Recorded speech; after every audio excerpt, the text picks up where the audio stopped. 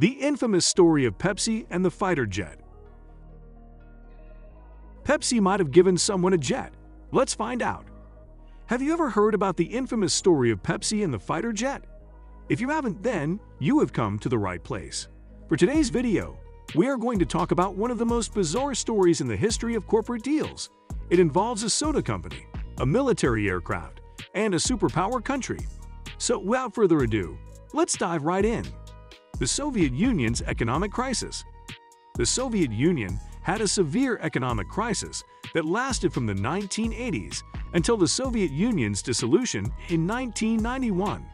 The Soviet Union was dealing with a number of economic issues at the time, such as a lack of foreign currency, a fall in industrial productivity, and an expanding budget deficit.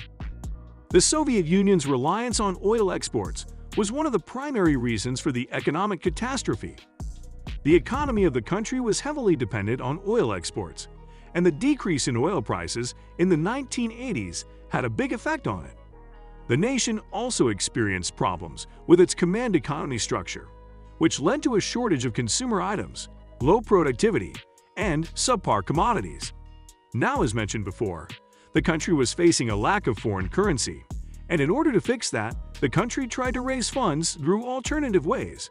Nevertheless, Pepsi was able to get beyond these challenges and build a significant foothold in the nation. Pepsi's expansion in the USSR. Pepsi's clever marketing approach contributed to its success in the USSR. The business made significant advertising and marketing investments and used regional sports figures and celebrities to market its goods. Pepsi also made adjustments to its goods to suit regional preferences by providing fresh flavors and larger packaging that was well-liked by Soviet consumers. Pepsi had over $1 billion in annual sales by the late 1980s, making it one of the biggest foreign investors in the Soviet Union. The company's success in the USSR served as a testament to the value of adjusting to local market dynamics and forging solid partnerships with regional partners abroad. In 1989, Pepsi and the Soviet Union entered into a business partnership that allowed Pepsi to market Stolichnaya vodka in the United States. The transaction was a component of a bigger arrangement between Pepsi and the USSR that sought to increase Pepsi's market share in the USSR while simultaneously giving the USSR much-needed foreign funds. According to the agreement, Pepsi was given the only right to market and sell Stolichnaya vodka in the United States.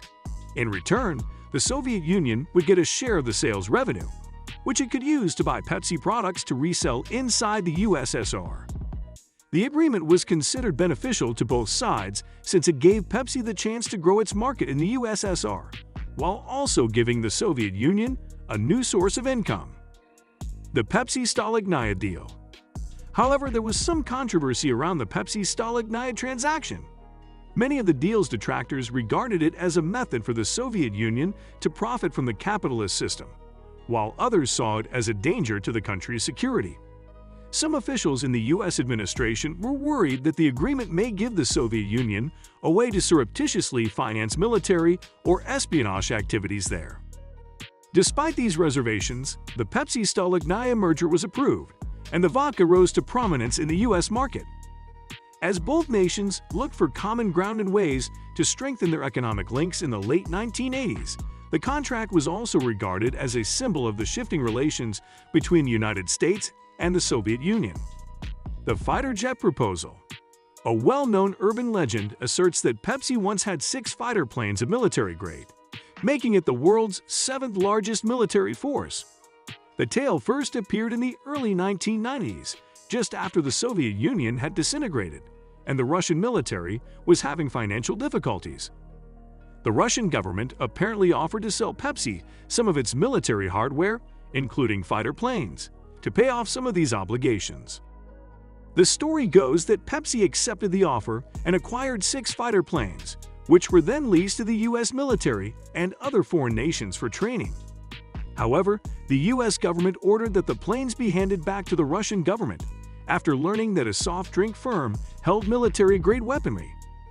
Although the tale is frequently related as truth, there is no proof that Pepsi ever had fighter planes. Anyway, this wraps up our video for today.